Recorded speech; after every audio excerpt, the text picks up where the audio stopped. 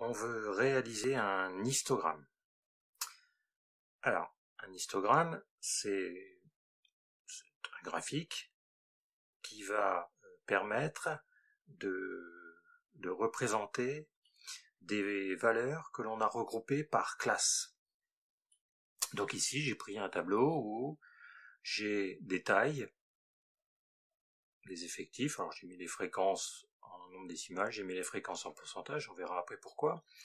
Donc j'ai les tailles entre 110 et 120, entre 120 et 130, jusque entre 140 et 150.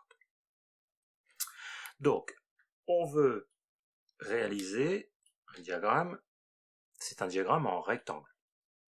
Alors, on va déjà vérifier que nos classes, ici, ont la même amplitude.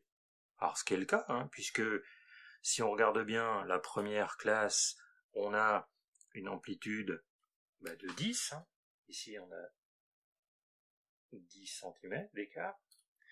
Ici, on a 10 cm,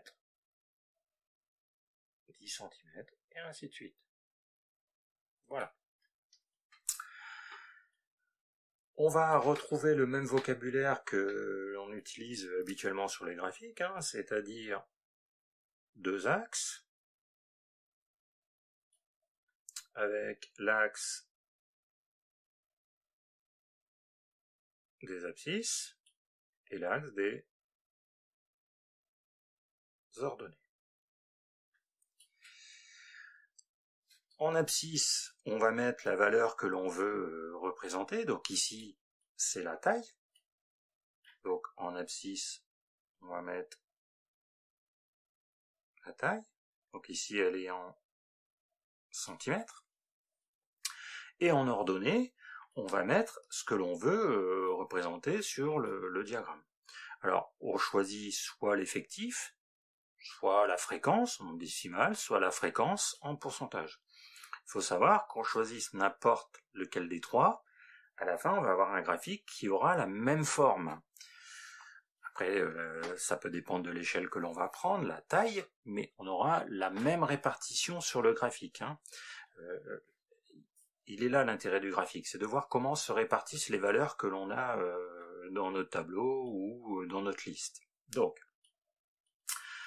les tailles, on a dit 110 jusqu'à 120, 120, 130. Donc, je vais commencer mon graphique à 110. J'ai choisi ici 3 petits carreaux pour 10 cm de taille. 130, 140, 150. Alors, je sais qu'on est habitué à faire des graphiques où on commence à 0, mais on a deux axes. On peut commencer les axes comme l'on veut. Ici, on ne va pas commencer à 0. Nos tailles, elles commencent à 110, donc on va commencer à 110 sur l'axe des abscisses.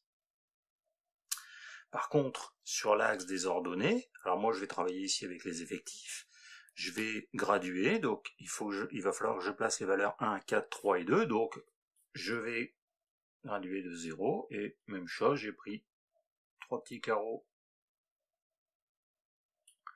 pour une personne, donc voilà. Et donc ici, je travaille avec les effectifs. Maintenant, je prends mes valeurs, donc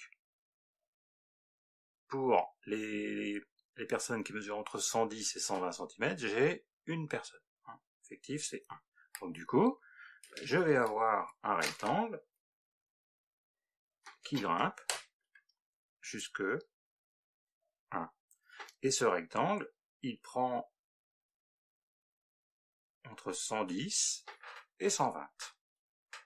Maintenant, entre 120 et 130, mon effectif, il est de 4. Donc je vais faire un rectangle entre 110 et 120 qui s'arrêtera à la graduation 4 sur l'axe des ordonnées. Voilà. Je continue, entre 130 et 140, je grimpe jusque 3.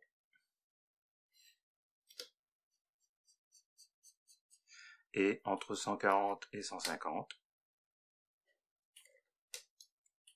j'ai 2 personnes. Donc, j'ai réalisé mon graphique, mon histogramme, ce qui me permet d'avoir une répartition de mes valeurs que j'avais dans mon tableau. Alors ici, on a un tableau assez simple, hein, donc vous voyez à peu près les répartitions, mais les graphiques, ils vont permettre, par exemple, de comparer plusieurs séries de données. Ça va nous permettre, juste en regardant les graphiques, tiens, on voit un petit peu où se situe, par exemple ici on a le maximum entre 120 et 130, hein, donc on voit à peu près la taille du groupe, quoi, les personnes qui composent le groupe. Donc voilà, je répète, hein, si on travaille avec les fréquences ou les fréquences en pourcentage, on va juste changer les graduations sur l'axe des ordonnées, mais ça ne va pas changer la forme. Le graphique aura toujours cette forme-ci, hein. On est en bas, on monte, on redescend. On aura cette forme de graphique.